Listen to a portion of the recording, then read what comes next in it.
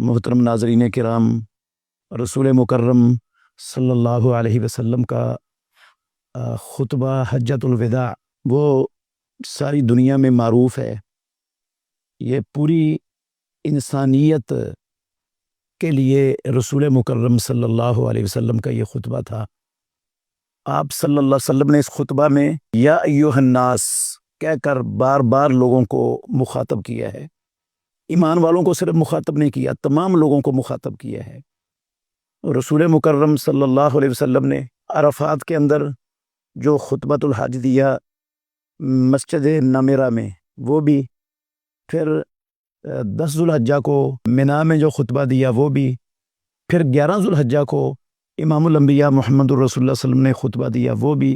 ان سب خطبات میں ان سب کو ہی خطبہ حجۃ الوداع کہا جاتا ہے، اور ان سب گفتگوؤں میں محمد الرسول اللہ صلی اللہ علیہ وسلم نے ایھا الناس کہہ کر اس بات کو ہر مرتبہ دہرایا کہ یا ایھا الناس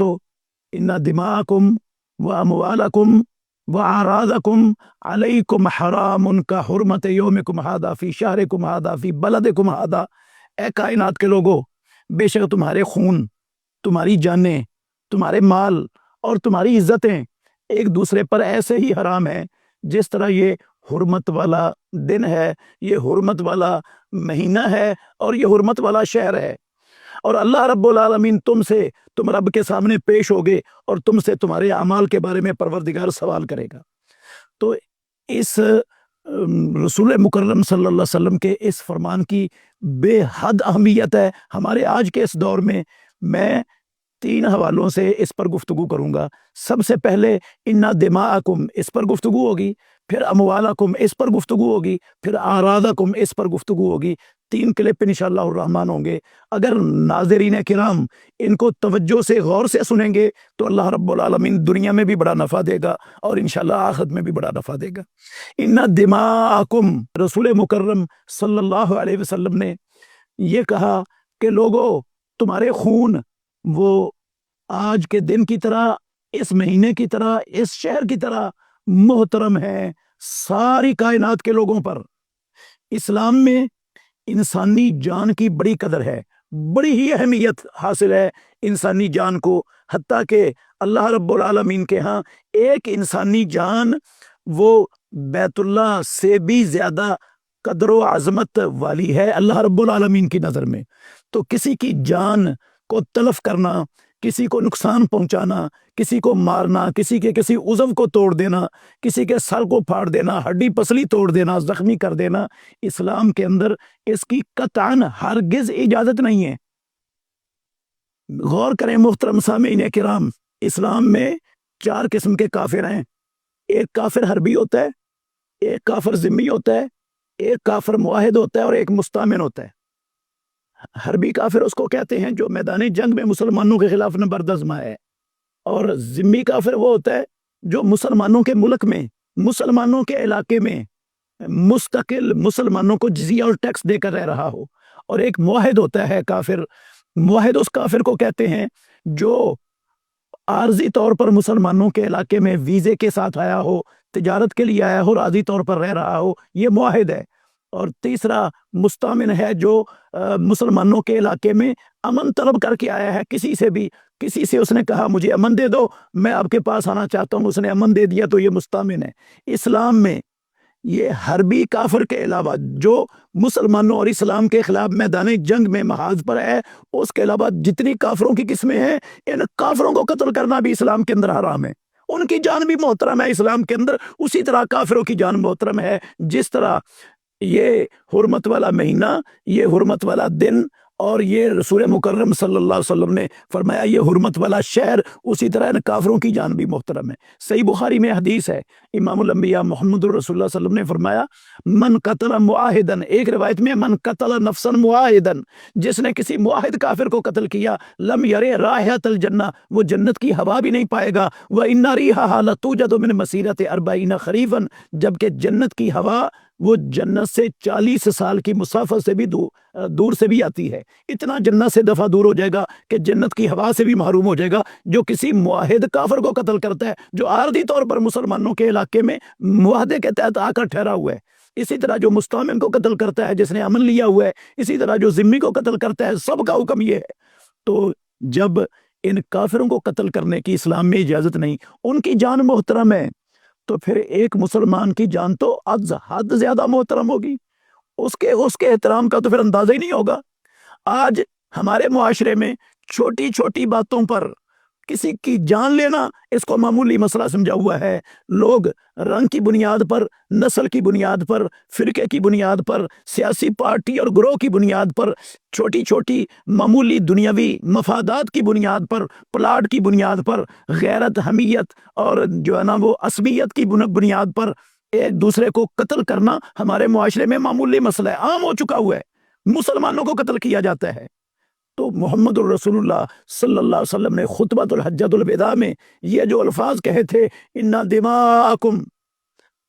او کائنات کے لوگوں، تمہارے خون، سب مسلمانوں کے خون ایک دوسرے پر حرام ہے۔ اور دیکھیں ایک مسلمان کو جان بوجھ کر قتل کرنا کتنا سنگین معاملہ ہے، کتنا سنگین۔ اللہ رب العالمین نے کہا وَمَن يَقْتُلْ مُؤْمِنًا مُتَعَمِّدًا فَجَزَاؤُهُ جَهَنَّمُ خَالِدًا فِيهَا وَغَضِبَ اللَّهُ عَلَيْهِ وَلَعَنَهُ وَأَعَدَّ لَهُ عَذَابًا عَظِيمًا۔ جو کسی مومن کو جان بوجھ کر قتل کرتا ہے، اس کی جان لیتا ہے، اس کا خون بہاتا ہے،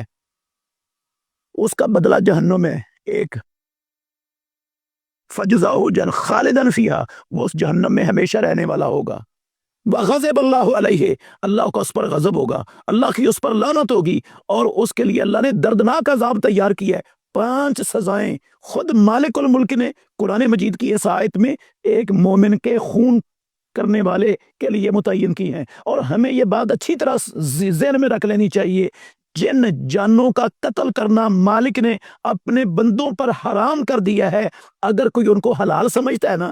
ان کو قتل کرنا حلال سمجھتا ہے اور حلال سمجھ کے قتل کرتا ہے، تو وہ شخص دائرہ اسلام سے خارج ہو جاتا ہے۔ اتنا سنگین معاملہ ہے، جان بوجھ کر حلال سمجھ کے قتل کرتا ہے نا، وہ دائرہ اسلام سے خارج ہے، اس نے اللہ کی حرام کردہ چیز کو حلال سمجھ لیا ہے۔ اور اگر حلال تو نہیں سمجھتا، اس کو قتل کرنے کو حرام ہی سمجھتا ہے، مگر اپنے ذاتی مفادات کی بنیاد پر، سیاسی جھگڑے کی بنیاد پر، عصبیت کے جھگڑے کی بنیاد پر، برادری کے جھگڑے کی بنیاد پر، زمین اور پلاٹ کے جھگڑے کی بنیاد پر، یا کسی بھی ذاتی مفاد حکومت کے اصول کے لیے لڑتا ہے، کسی بھی ذاتی مفاد کے لیے اگر وہ کسی کو قتل کرتا ہے، تو اس کے لیے یہ 5 سزائیں ہیں جو اللہ رب العالمین نے قرآن مجید کے اندر بیان فرمائی ہیں۔ صرف اتنی 5 سزائیں ہی نہیں ہیں، پھر اس نے ایک تو اس کی جان کو قتل کیا، اور اس کے جو رشتہ دار ہیں نا، اگر یہ آدمی تھا اور اس کے چھوٹے چھوٹے بچے تھے، بیوی تھی، اس کے ماں باپ تھے بوڑھے جن کی یہ کفالت کرتا تھا، سب کا حق تلف کیا ہے، رشتہ داروں کا حق تلف کیا ہے، اللہ کا حق بھی اس نے تلف کیا ہے۔ یہ جان اللہ کی امانت تھی اس بندے کے پاس، یہ اس نے تلف کی ہے۔ تو اس بندے کا بھی حق ہے، اللہ کا بھی حق ہے، رشتہ داروں کا بھی حق ہے، اور یہ جو حقوق العباد ہے نا محترم ناظرین کرام، یہ بندوں کے حقوق کل قیامت والے دن دینے ہی پڑیں گے، اس کے بغیر جان نہیں چھوٹے گی۔ جس نے کسی کا حق تلف کیا وہ قیامت والے دن ادا کرنا پڑے گا، اور وہاں ادا کرنے کے لیے انسان کے پاس نہ ساز و سامان ہوگا، نہ درہم و دینار ہوں گے، نہ دنیا کے پیسے اور دولت ہوگی، وہاں صرف نیکیاں ہوں گی، نیکیاں دینی پڑیں گی۔ اگر نیکیاں نہ ہوئیں تو اس کے حق کے برابر اس کے گناہ اٹھا کر جہنم میں جانا پڑے گا۔ معاملہ بڑا سنگین ہے۔ تو محمد الرسول اللہ صلی اللہ علیہ وسلم کا یہ حجۃ الوداع کا خطبہ ساری دنیا کے انسانوں کو، جو دہشت گردی کے نام سے صرف مسلمانوں کے قتل عام پر امریکہ اور اسرائیل اور ساری دنیا کے کافر اور یہ عالمی دہشت گرد استحصالی ادارے وہ خون خرابہ کر رہے ہیں پوری دنیا میں، ان کو بھی متنبہ ہو جانا چاہیے، ان کو بھی ڈر جانا چاہیے کہ یہ کتنا سنگین وہ معاملہ، اللہ رب العالمین کے حقوق بھی تلف کر رہے ہیں، اللہ کے بندوں کے حقوق بھی تلف کر رہے ہیں، اور وہ بہت بڑا جرم کر رہے ہیں۔ ایک انسان جس کی جان محترم ہے، کسی کے لیے بھی اس کی جان کی درپے ہونا اسلام قطعاً ہرگز اس کی اجازت نہیں دیتا، اور خاص طور پر جو مسلمان کافروں کی بجائے مسلمانوں پر خود کش بمبار بن کے پڑ جاتے ہیں صرف اپنے ذاتی مفاد کے لیے، تو یہ بڑا سنگین معاملہ ہے۔ یہ عام ہوتا ہے ہمارے معاشرے میں، اور لوگ اپنے ذاتی مفاد کی خاطر دوسرے کو قتل کرنا وہ مسئلہ ہی نہیں سمجھتے سرے سے۔ ہمیں اللہ سے ڈر جانا چاہیے، اپنی عاقبت تباہ اور برباد کرنے کی بجائے ہمیں فکر کرنی چاہیے کہ ہمارے ہاتھوں سے، ہاں اگر کوئی ہم پر حملہ آور ہو، ہماری جان پر، ہمارے مال پر، ہماری عزت پر، آپ دفاع کریں، دفاع کرنا آپ کا حق ہے، لیکن دفاع ایسے انداز سے کریں کہ وہ بندہ آپ کے ہاتھوں سے قتل نہ ہو، ایسے انداز سے دفاع کرنا ہے اپنا، اور دفاع کرتے کرتے آپ کی نیت بھی قتل کی نہیں ہے، ارادہ بھی قتل کا نہیں ہے، وہ مارا جاتا ہے آپ کے ہاتھ سے، تو پھر آپ پر گناہ نہیں ہوگا، کیونکہ آپ نے اس کو قتل کرنے کی نیت اور ارادہ کیا ہی نہیں تھا، ارادہ ہی نہیں تھا، وہ دفاع میں مارا گیا ہے۔ اور اگر آپ شہید ہو جاتے ہیں تو اگر آپ کو قتل کر دیتا ہے تو آپ کو شہادت کی موت مل جائے گی۔